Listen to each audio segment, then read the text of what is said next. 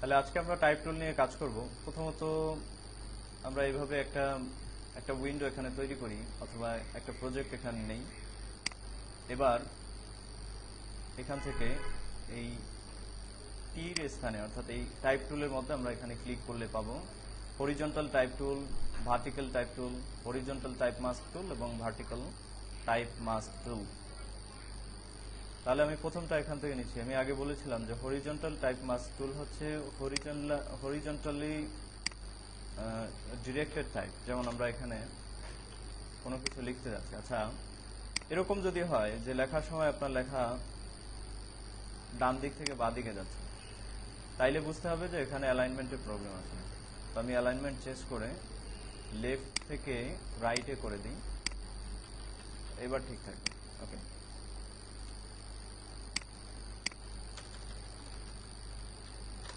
Type টুল নিয়ে যখনই আমরা এখানে ক্লিক করলাম তখনই এখানে টি দিয়ে একটা লেয়ার তৈরি হলো।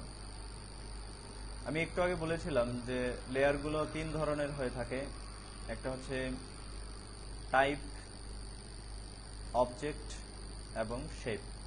তো আমাদের এই লেয়ারটা যেখানে টি লেখা আছে এটা টাইপ লেয়ার হিসেবে আছে। তো আমরা যখনই কোনো কিছু এখানে লিখব,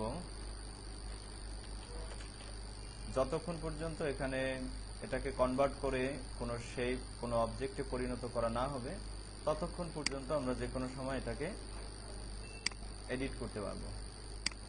যখনই আমরা এটাকে কনভার্ট করে ফেলবো তখন আর আমাদের এটাকে এখানে এডিট করার সুযোগ থাকবে না। ঠিক আছে? ওকে, তো টাইপ টুলের যে অপশনগুলো আছে এই অপশনগুলো আমরা এখান থেকে দেখে নিতে পারি। প্রথমত এখানে আছে ফন্ট। আমরা কি ধরনের ফন্ট ব্যবহার করব সেটা এখান থেকে সিলেক্ট করে দেব। নাম্বার 2, এখানে ফন্টের স্টাইল আছে। এই স্টাইলগুলো আমরা ওয়ার্ডেও দেখেছি অনেক, যে রেগুলার, বোল্ড, ইটালিক, এই জাতীয় কিছু অপশন, কিছু লেয়ার টেক্সটের স্টাইল। তারপরে আছে সাইজ। এখান থেকে আমরা সাইজ দিতে পারি। এরপরে এখানে একটু স্টাইল আছে, কিভাবে হবে লেখাটা এগুলো আমরা চেঞ্জ করে দেখব যে কিরকম হয়, কি ধরনের চেঞ্জ হয়।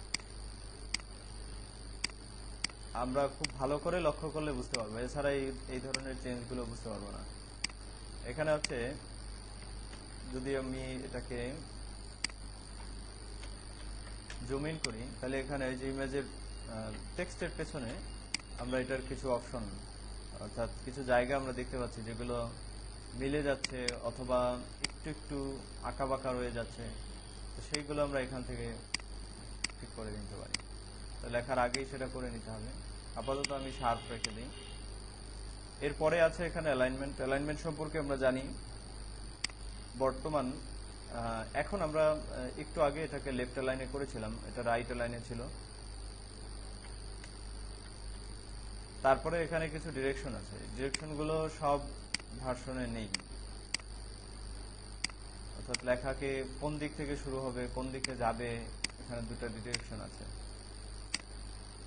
এটা একটু পরিবর্তন করে দেখি যে এটা কেমন হয়। যদি আমি এটাকে ঘুরিয়ে দিই, এবার আমি যখন লিখব তখন অ্যালাইনমেন্ট আমার চেঞ্জ হয়ে যাবে এবং এখান থেকে ডিরেকশনটা রাইট থেকে লেফটে চলে যাবে।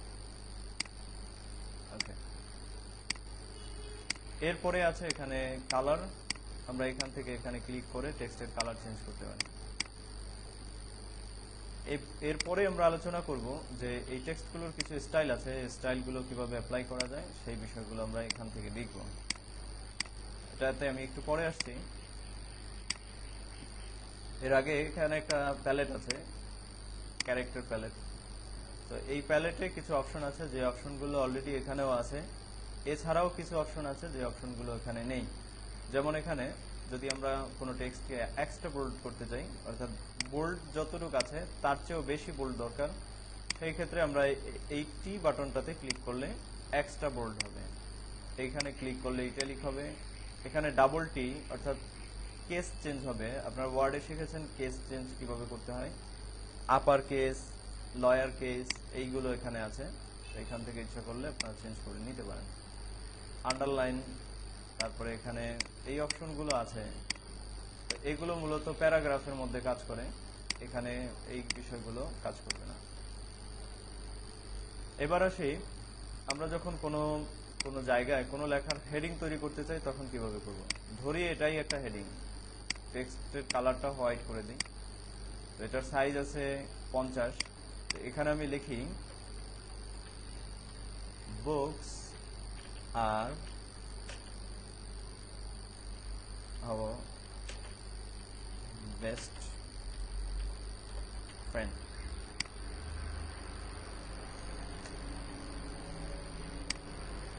এটার সাইজটা আরেকটু ছোট করে দিই, 50 না করে এটাতে আমরা যদি 30 করি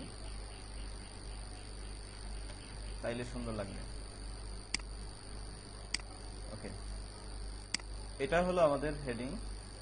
এবার আমরা এখানে একটা প্যারাগ্রাফ লিখব যে বুকস কিভাবে আমাদের ফ্রেন্ড, অর্থাৎ রিলেটেড হতে হবে আমাদের। যেখানে হেডিংটা থাকবে ওই হেডিং রিলেটেড কিছু লেখা, কিছু প্যারাগ্রাফ আমাদের এর নিচে থাকবে। তো প্যারাগ্রাফ তৈরি করার জন্য আমরা টাইপ টেবিলে ক্লিক করে, এখানে ক্লিক না করে এটাকে এইভাবে ড্রাগ করব, যেভাবে আমরা রেক্টেঙ্গল ড্রাগ করি, রেক্টেঙ্গল তৈরি করি, সেইভাবে যতটুক সাইজ আমার দরকার, যতটুক বড় হবে, যতটুক লেন্থ হবে আমার প্যারাগ্রাফটা, ততটুক সাইজে আমি এইভাবে একটা এরিয়া ঠিক করলাম। তো এই এরিয়াগুলো ছোট বড় করা যায়, সেটা কোনো ব্যাপার না। ওকে, এবার আমরা লিখি, এখানে আমি বলেছিলাম যে প্যারাগ্রাফের সাইজটা হেডিং এর সাইজের অর্ধেক অথবা অর্ধেকের চেয়ে একটু বেশি হতে পারে।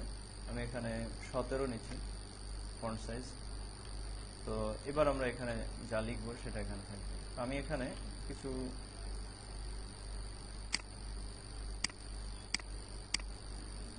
আগের লেখাটা সিলেক্ট করি,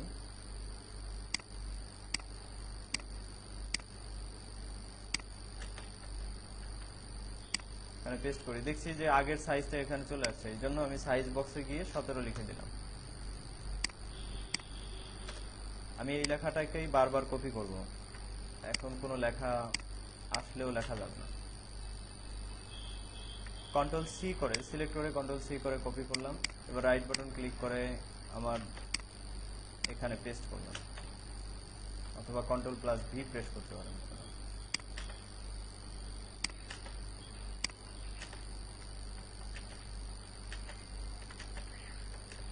এবার একটু বেশি করে নিই,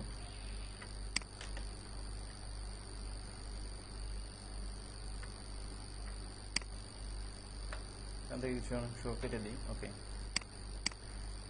তাহলে আমাদের প্যারাগ্রাফটা তৈরি হলো। এটাকে তাহলে এটুকু করে রাখি।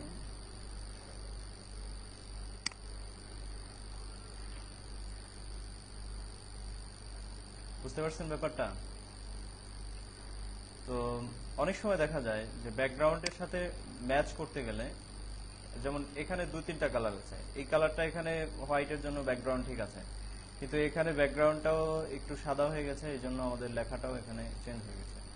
তো এইটার থেকে বাঁচার জন্য আমরা এখানে একটা লেয়ার তৈরি করি, একটা রেক্টেঙ্গল ড্র করি। এখানে এখানে ব্ল্যাক দিয়ে এটাকে আমি ফিল করি, অল্টার প্লাস ব্যাক স্পেস। এবার এর অপাসিটি একটু কমিয়ে দিই, এরকম। এখন দেখা যাবে যে লেখাটা আসলে কি আছে এখানে। ওকে, তো এখানে যে বিষয়গুলো বলার ছিল সেই বিষয়গুলো হচ্ছে, আমরা অনেক সময় লক্ষ্য করি যে এই দিকটা তো সোজা আছে, কিন্তু এই দিকে জাস্টিফাইড নেই। কিছু অংশ আমি যদি কেটে দিই, অথবা কিছু অংশ এমনি আমি লিখলাম, তো আপনারা দেখতে পাচ্ছেন যে এখানে লাইনগুলো আঁকা বাঁকা হয়ে গেছে, অর্থাৎ জাস্টিফাইড নেই। জাস্টিফাইড করার জন্য আমাদের কি করণীয়? জাস্টিফাইড করতে হলে আমাদের পুরো প্যারাগ্রাফটাকে সিলেক্ট করতে হবে। এখানে ক্যারেক্টার নামে যে প্যালেটটা আছে, এটার দ্বিতীয় অপশন হচ্ছে প্যারাগ্রাফ। এখানে গিয়ে আমরা এখানে যে নর্মাল জাস্টিফাইড অথবা সেন্টারাইড জাস্টিফাইড, এইগুলো আমরা ব্যবহার করতে পারি জাস্টিফাইড করার জন্য। জাস্টিফাইড করলে আমাদের এই পাশের যে অপশনগুলো আছে, এই অপশনগুলো, অর্থাৎ এই দিকটা, এই পাশটা, আমাদের ডান পাশটাও সোজা হয়ে যাবে, বাঁ দিকটা তো আগ থেকেই সোজা আছে। বুঝতে পারছেন এবার? তো আমরা কোনো অবজেক্ট, কোনো প্যারাগ্রাফকে যদি জাস্টিফাইড করতে চাই, তাহলে পুরো প্যারাগ্রাফের টেক্সটগুলোকে সিলেক্ট করব এবং ক্যারেক্টার প্যালেটের দ্বিতীয় অপশন প্যারাগ্রাফ, এখানে গিয়ে আমরা জাস্টিফাইডের যে কোনো একটা অপশন সিলেক্ট করে দিলেই জাস্টিফাইড হয়ে যাবে। এটা হলো নর্মাল টাইপের ব্যবহার, টাইপ টুলের বেসিক ব্যবহার, কিভাবে টাইপ টুল ব্যবহার করবেন। তো এবার আমি কিছু অপশন দেখাবো যেগুলোকে আমরা অনেক সময় ডিজাইনের ক্ষেত্রে কাজে লাগে। যেমন কোনো লেখাকে যদি আমরা আর্ক করতে চাই, অর্থাৎ বাঁকা করতে চাই, সেই ক্ষেত্রে আমাদের কি করণীয়, কিভাবে করা যায়। তো এজন্য আমার এই যে লেয়ারটা আছে, এই লেয়ারটাকে আমি একটা কপি করি এবং সেটাকে মুভ করে একটু নিচে নিয়ে আসি, যাতে আমার আগের লেখাগুলো সব ঠিক থাকে।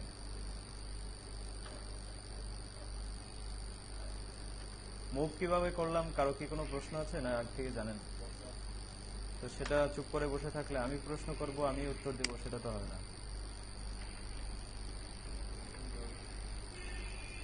Ctrl+T প্রেস করলাম। আমার যখন এই লেয়ারটা যখন ডুপ্লিকেট হলো, এটা দেখেন, এটা একটা ব্যাকআপ আছে, এই জন্য এখানে কিছু হচ্ছে না। তো আমি দুটা বন্ধ করে দিলে চলে যাচ্ছে। তার মানে হচ্ছে এখানে মূলত দুটা জিনিস আছে। আমরা যখন কপি করছি, দুটা লাইন এখানে আছে, সেম জায়গায় আছে, এই জন্য দেখা যাচ্ছে না। তো কিবোর্ড থেকে Ctrl+T প্রেস করে আমরা এটাকে মুভ টুলের সাহায্যে যে কোনো জায়গায় মুভ করতে পারি। তো এটা আমরা কিবোর্ড দিয়ে করলাম, সেজন্য আপনারা দেখেননি। কিবোর্ড থেকে যদি করতে চান তাহলে অ্যারো কি ব্যবহার করতে হবে, আর একটু ফাস্ট করতে চাইলে শিফট ব্যবহার করতে হবে। অ্যারো কি প্রেস করলে একটু স্লোলি মুভ হবে, শিফট প্রেস করলে ফাস্ট মুভ হবে। তো এইভাবে আমরা মুভ করলাম। রিটার্ন করি অথবা এই বাটনে এখানে চেকে ক্লিক করি। ওকে, এখন আমাদের যেটা করতে হবে, এটাকে এভাবে সিলেক্ট করে, অর্থাৎ এখন তো টেক্সটটা আছে, এই টেক্সটটাকে সিলেক্ট কিভাবে করব, টাইপ টুল নেব, এক্স্যাক্ট লোকেশনে কোনো একটা লেটারের উপরে আমরা ক্লিক করব। এরপরে কিবোর্ড থেকে Ctrl+A অথবা মাউস ধরে এভাবে ড্র্যাগ করে আমরা সিলেক্ট করতে পারি। লেখাটা যখন সিলেক্ট হবে তখন আমরা টাইপ অপশনের এই বাটনটাতে ক্লিক করব।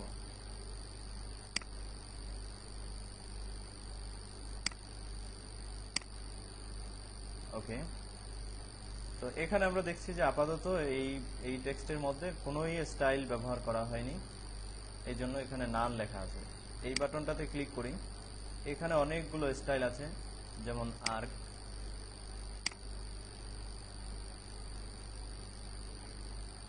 তো এখানে দেখা যাচ্ছে হরিজন্টাল এবং ভার্টিক্যাল দুটো অপশন আছে। হরিজন্টাল হচ্ছে এখানে যেই ডিরেকশনে আছে সেই ডিরেকশন থেকে উপর দিকে, অথবা এই স্লাইডারটাকে যদি আমি বাঁ দিকে মুভ করি তাহলে সেটা ঠিক নিচের দিকে চলে যাবে। ডান দিকে যখন স্লাইড করব, যখন ইনডেন্ট করব, তখন এটা উপরের দিকে বাঁকা হবে অথবা আর্ক হবে। এভাবে আমাদের যতটুকু দরকার, যদি 100% দরকার 100% ব্যবহার করব।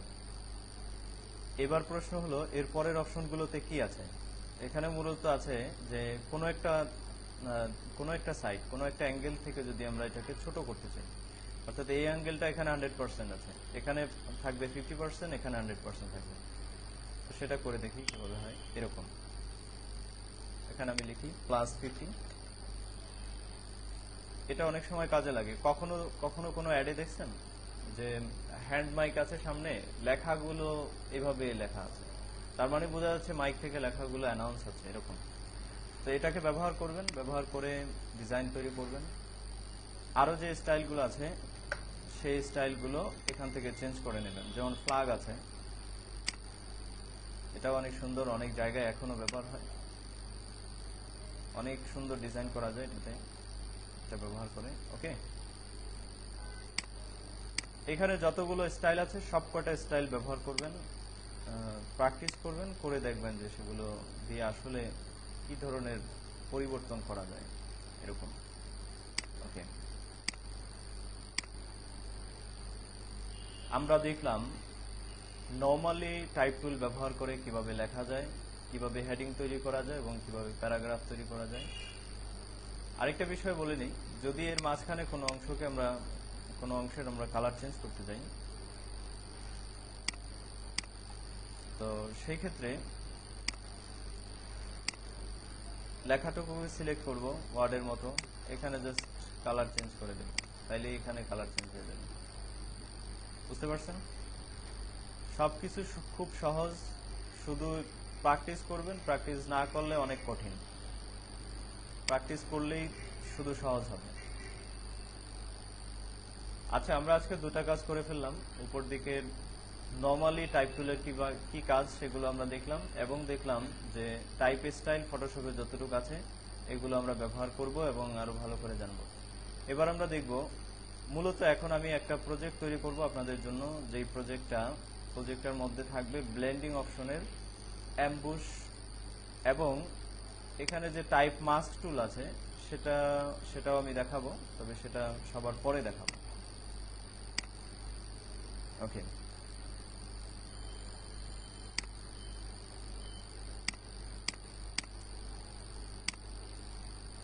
আমার এখানে আছে শুধু ব্যাকগ্রাউন্ড। আমি এখানে শুধুই মাত্র এই অংশটুকু রাখবো, আর কিছু রাখবো না। এটাকে সিলেক্ট করলাম, লেয়ার সিলেক্ট করলাম, Ctrl+T প্রেস করে এটার যে নিচের দিকের অ্যাঙ্গেল আছে এখানে ধরে একটু নিচের দিকে ড্র্যাগ করলাম। এতটুকু আমার দরকার, এর বেশি আমার প্রয়োজন নেই আপাতত। অথবা আমার মূলত এর দ্বারা উদ্দেশ্য ছিল যে কোনো একটা ব্যাকগ্রাউন্ড আমার কাছে থাকুক। এখন আপনারা যদি ইচ্ছা করেন যে এখানে আরেকটা ব্যাকগ্রাউন্ড, সুন্দর ব্যাকগ্রাউন্ড তৈরি করবেন, সেই ক্ষেত্রে আমি আরেকটা নতুন প্রজেক্ট নিতে পারি, যদি আপনারা বলেন। Width 7, height 5। আচ্ছা, আপনারা জানেন যে পতাকার অনুপাত কত হয় বলতে পারেন? জাতীয় পতাকার আমাদের অনুপাত কত হয়? 10 হলে কত হবে? 6। 5 ইন্টু 3 যদি হয়, তাহলে 10 ইন্টু কত হবে অনুপাত?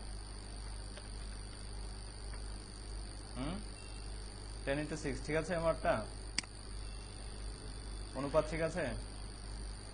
কারণ এখানে পতাকার ব্যাপারে খুব খুব বেশি চিন্তা ভাবনা করে কাজ করতে হয়, কারণ এটা আমাদের দেশের পরিচয় এবং এটা অনেক গুরুত্বপূর্ণ, অনেক রেসপেক্টফুল একটা ব্যাপার। এটা যা কিছু করে ডিজাইন করা উচিত না।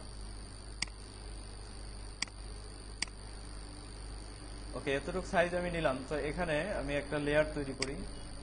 এই লেয়ারটাকে আমি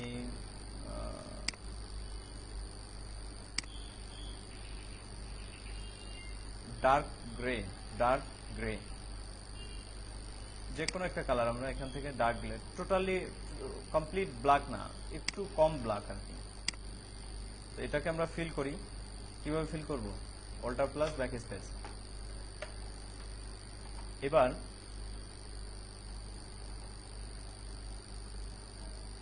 মূলত এখানে আমরা লিখব, আমার যেহেতু বাংলা নেই আমি ইংলিশে লিখি।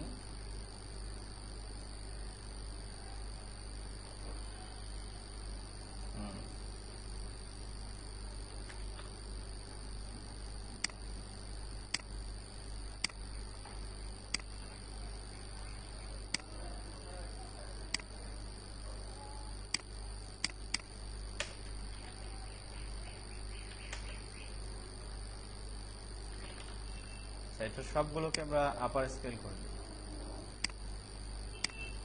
এভাবে। সাইজটা একটু ইনক্রিজ করি। Ctrl+T প্রেস করলাম, শিফট এবং অল্টার একসাথে প্রেস করে এইভাবে এন্টার অথবা রিটার্ন করি।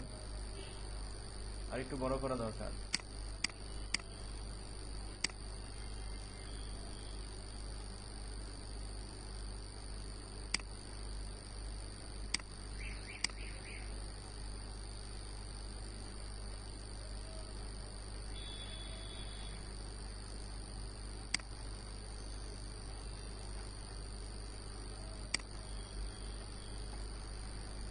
আচ্ছা, ঠিক আছে। আমি এখানে ব্লেন্ডিং টুল ব্যবহার করে এই লেখাটাকে টোটালি একটা গোল্ডেনের ইফেক্ট আমরা এখানে তৈরি করব। গোল্ডেন ইফেক্ট অর্থাৎ জাস্ট মেটাল যেরকম হয়, কোনো জুয়েলারি যেরকম হয়, এরকম ইফেক্টগুলো আমরা এখানে ব্যবহার করব। তো সেটা করার জন্য আমাকে এখান থেকে ব্লেন্ডিং অপশনে যেতে হবে। কিভাবে গেলাম? এই লেয়ারের মধ্যে একদম রাইট কর্নারে গিয়ে এখানে ক্লিক করলাম, অথবা লেয়ারে যেতে পারি, লেয়ার থেকে লেয়ার স্টাইল, এখানে থাকবে ব্লেন্ডিং অপশন। এখান থেকে আমরা আজকে শিখব বেভেল এন্ড এমবুশ। তো এখানে যখন আমরা চেক করব অর্থাৎ টিকমার্ক করব, তখন আমাদের টেক্সটটা এখানে চেঞ্জ হবে।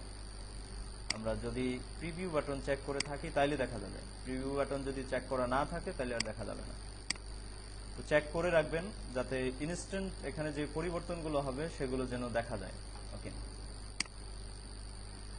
তো এই বেভেল এন্ড এমবুশ যেখানে লেখা আছে, এই লেখাটার উপর একটা ক্লিক করি, তাহলে বেভেল এন্ড এমবুশের যে স্টাইলগুলো আছে সেগুলো আমরা এখান থেকে এডিট করতে পারবো। এটাকে আমি একটু বাইরে রাখলাম যাতে পরিবর্তনগুলো এখান থেকে আমি দেখতে পারি। ওকে, এখানে কিছু অপশন আছে। আমরা আজকে পরিবর্তন করব ডেপথ। এখানে আমরা 64 করে দিই, 64 অথবা 65। সাইজ এখানে 25 করি। হ্যাঁ, 60 হয়নি, 65। ওকে, এখানে কি পরিবর্তন হলো সেটা এখান থেকে দেখা যাচ্ছে, যখন প্রিভিউ করছি তখন দেখা যাচ্ছে। ওকে, এবার এখান থেকে আরেকটা অপশন পরিবর্তন করব, হচ্ছে এখানে এই যে রিং আছে, এখান থেকে এই অপশনগুলো আছে, এখানে আমরা এই জায়গাটায় ক্লিক করলে এখান থেকে পাবো হচ্ছে রিং, এখান থেকে রিং নেব। এটাকে একটু মুভ করি, সরাই, তাহলে এখানে দেখি যে আমাদের লেখাটার মধ্যে কেমন পরিবর্তন হয়ে গেল। আরেকটা মজার বিষয় হলো, এখানে আমি ওকে করি, আর কিছু করব না, এখানে ওকে করি। এখানে যেটা সবচেয়ে ইন্টারেস্টিং বিষয় সেটা হচ্ছে, এখনো যদি আমরা এই স্টাইলটাকে অন্য কোনো লেখা লিখতে চাই, যেমন আমি এখানে কোনো অংশ চেঞ্জ করলাম, এখানে লিখলাম আওয়ার, তাহলে সেটাও করা যাচ্ছে এবং স্টাইলটা একই রকম থাকছে। এটাই হলো এখানে খুব মজার বিষয়। আমরা যখন এটাকে শেপে পরিণত করব তখন কিন্তু আর এটা করা সম্ভব হবে না। যতক্ষণ পর্যন্ত টাইপ টুলে থাকবে, টাইপ লেয়ারে থাকবে, ততক্ষণ পর্যন্ত আমরা লেয়ার টেক্সটগুলোকে এডিট করতে পারব। তাইলে মোটামুটি করে একটা সুন্দর ডিজাইন হলো। এখন এটাকে আমরা আরেকটা কপি করব যাতে এটার একটা শ্যাডো তৈরি করা যায়। এটা করার জন্য আমি এখানে ডুপ্লিকেট করতে পারি। এবার Ctrl+T প্রেস করি এবং এখানে ফ্লিপ ভার্টিক্যাল, এখানে ক্লিক করে মাউস দিয়েও করতে পারি, মাউস দিয়ে ড্র্যাগ করে নিচে রাখতে পারি, অথবা কিবোর্ড থেকে Shift+ডাউন অ্যারো প্রেস করে নিচের দিকে নিয়ে যেতে পারি। ওকে, এবার আমি এই পেছন দিকে কিছু অংশ অর্থাৎ নিচের কিছু অংশ আমি ব্যাকগ্রাউন্ডের সাথে মিলিয়ে দেব। এইটুক করার জন্য আমাদের এখানে করতে হবে, এখান থেকে অবশ্যই সিলেক্ট করতে ভুলবেন না, সিলেক্ট না করলে এখানে কাজটা হবে না। তো যেটা বলেছিলাম যে আমাদের এখন আমরা যদি এখানে কিছু করতে চাই, অর্থাৎ যেমন এখানে গ্রেডিয়েন্ট ইফেক্ট দিতে চাই, সেই ক্ষেত্রে আমাদের এই এটা টাইপটাকে চেঞ্জ করে আমাদের রাস্টারাইজ করে নিতে হবে।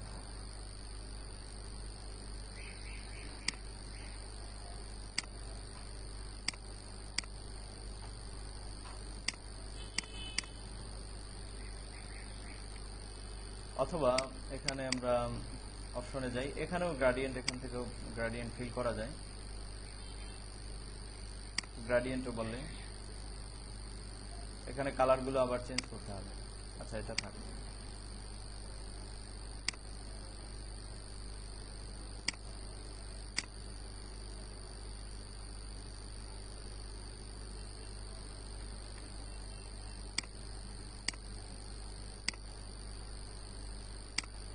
ওকে, তাহলে এখন যদি আমাদের কাজটা করতে হয় এবং টেক্সটগুলোকেও ঠিক রাখতে হয়, তাহলে এখান থেকে আমরা আগেও মাস্ক করেছিলাম, এখনও মাস্ক করব। এই মাস্ক বাটনে ক্লিক করি এবং কন্ট্রোল প্লাস এই টির উপর ক্লিক করলে আমাদের লেয়ারটা সিলেক্ট হবে। এবার নিচের থেকে উপরের দিকে মনে রাখতে হবে এখানে যেন গ্রাডিয়েন্ট টুলটা সিলেক্টেড থাকে। গ্রাডিয়েন্ট টুল নিয়েই এই কাজটা করতে হবে।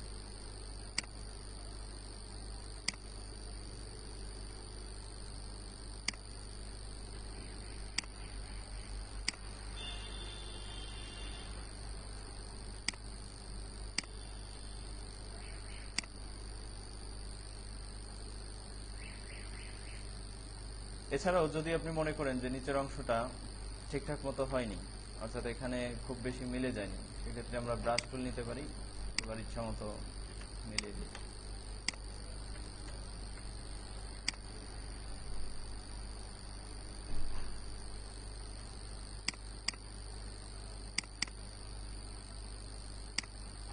ওকে, এতটুকু যদি করতে পারেন, এবার আমি কন্ট্রোল প্লাস এইচ প্রেস করি আমার এই এখানে গাইডটাকে সরানোর জন্য। তাহলে আমরা দেখতে পাবো যে কোনো একটা টেক্সটকে আমরা কিভাবে শ্যাডোতে পরিণত করতে পারি। তো শ্যাডো করার জন্য আমরা প্রথমে করেছিলাম আমাদের যে লেয়ারটা ছিল টেক্সটের, সেই লেয়ারটাকে একটা কপি করলাম অথবা ডুপ্লিকেট করলাম, করে কিবোর্ড থেকে কন্ট্রোল প্লাস টি অথবা এখানে এডিট মেনুতে যে ফ্রি ট্রান্সফর্ম, তারপরে রাইট বাটন ক্লিক করে আমরা সেখান থেকে সিলেক্ট করেছিলাম vertical, flip vertical, control T right button click করে ফ্লিপ ভার্টিক্যাল। তখন আমাদের লেখাগুলো সব উল্টো হয়ে গেছিল এবং এবার আমরা মুভ টুল অথবা কিবোর্ড থেকে অ্যারো কির সাহায্যে সেটাকে ঠিক নিচে নিয়ে আসলাম। এবার এটাকে শ্যাডো করার জন্য, অর্থাৎ শ্যাডো যেরকম থাকে, ছায়াটা যেরকম পড়ে সেরকম সত্যিকারে রিয়েলিস্টিক করার জন্য আমরা এখান থেকে আমাদের সেই লেয়ারটাকে মাস্ক করলাম এবং ব্রাশ টুল অথবা গ্রাডিয়েন্ট টুলের সাহায্যে আমরা সেটাকে ব্যাকগ্রাউন্ডের সাথে মিলিয়ে দিলাম। তো এখানে আরেকটা বিষয় লক্ষ্য করি, আমরা আগে শিখছিলাম কিভাবে কোনো একটা অবজেক্টকে মুভ টুলের সাহায্যে সেন্টারাইজড করতে হয়। তো সেটা আমরা এখানে যদি আবার রিপিট করি, এই লেয়ারটা সিলেক্ট করলাম, কন্ট্রোল ধরে এখানে অথবা ব্যাকগ্রাউন্ডে ক্লিক করতে পারি। মুভ টুল সিলেক্ট থাকা অবস্থায় মুভ টুলের অপশন থেকে আমরা এটাকে সেন্টার, এই সেন্টার, এই দুইটা বাটনের জায়গায় আমরা ক্লিক করলাম। এবার উপরের অপশনে যাই, এখানেও সেন্টার, তবে এটা করা যাবে না, এটা করলে ঠিক এর উপরে চলে আসবে।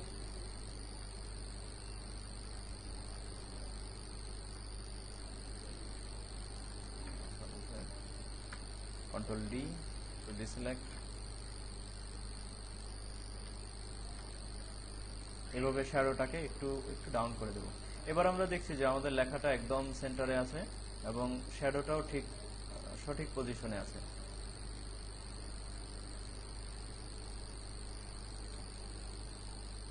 বুঝতে পারছেন?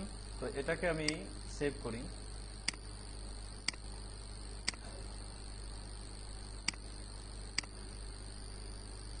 কত নম্বর ক্লাস? 6 না,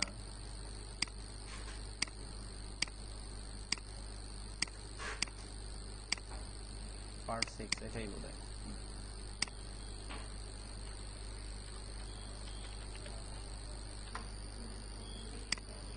তো এই কাজটা আপনাদের কাজ থাকবে, আপনারা এই কাজটাকে করবেন, বাসায় করে আমার জন্য পেন ড্রাইভে করে নিয়ে আসবেন। এটা আমি এখানে আজকে তৈরি করে দিলাম। আরেকটা কাজ আমাদের রয়ে গেছে, সেটা হচ্ছে যে ফটোশপের মাস্কিং টুলগুলো দিয়ে আসলে কি করা যায়। টাইপ মাস্ক টুলগুলো আমাদের অনেক সুন্দর কাজে আসে। তো আমি আমার ব্যাকগ্রাউন্ডটাকে এখানে আমাদের ব্যাকগ্রাউন্ডটা আছে, তো আমি এখানে লিখি, লেখার সময় আমাদের সেই টুলটাকে সিলেক্ট করে নিতে হবে।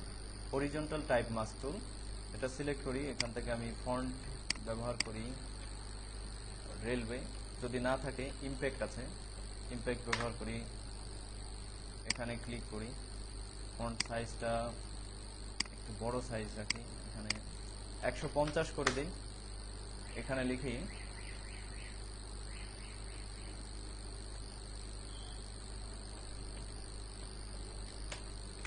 book is my friend, FRIEND, friend. তো এখনো যদি মনে করি যে এই সাইজটা আসলে ঠিক না, আরো সাইজ বড় করা দরকার, তাহলে এখানে যাই, সিলেক্ট করি,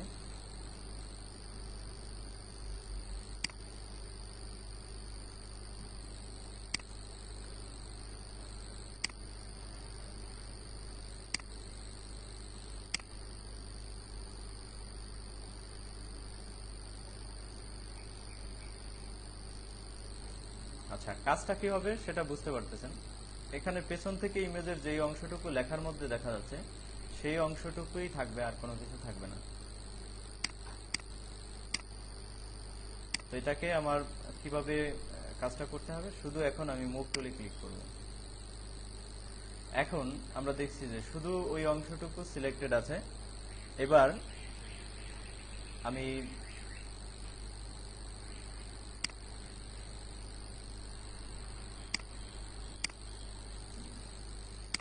স্টেপ 1, এটা আপনারা আগে দেখছেন যে প্রথমত আমার দরকার ছিল এটাকে লেয়ারটাকে কপি করে নেওয়া। কপি করে নেওয়ার পর আবার ব্যাক করি, ধরেন এই অবস্থায় আছে। তো এখন এই লেখাটা যখন সিলেক্টেড আছে, আমি যখন মাস্কে ক্লিক করব বাকি অংশগুলো কেটে যাবে, শুধু এই অংশগুলো থেকে যাবে এভাবে।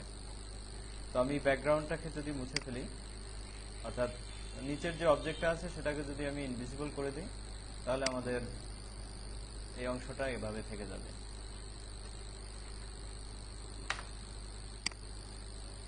বুঝতে পারছেন? এখন ব্যাপার হলো, যদি এটাকে আরেকটু রিয়েলিস্টিক করতে চান, এখানে এর নিচে আরেকটা লেয়ার তৈরি করি, এটাকে ফিল করি।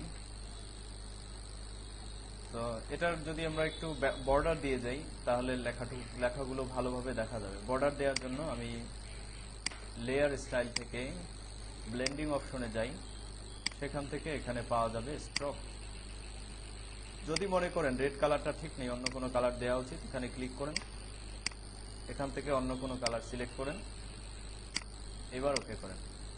তাইলে লেখাগুলো ভালো করে বোঝা যাবে যে আসলে এখানে কিছু লেখা আছে।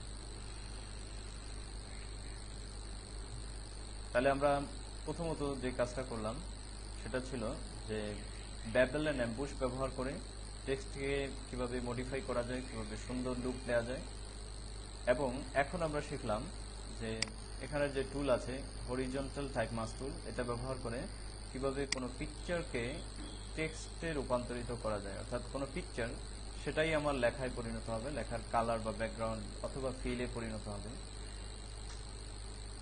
আশা করি যদি প্র্যাকটিস করেন এবং ভিডিওগুলো ভালো করে দেখেন, তাহলে অবশ্যই করতে পারবেন এবং এর চেয়ে ভালো করতে পারবেন।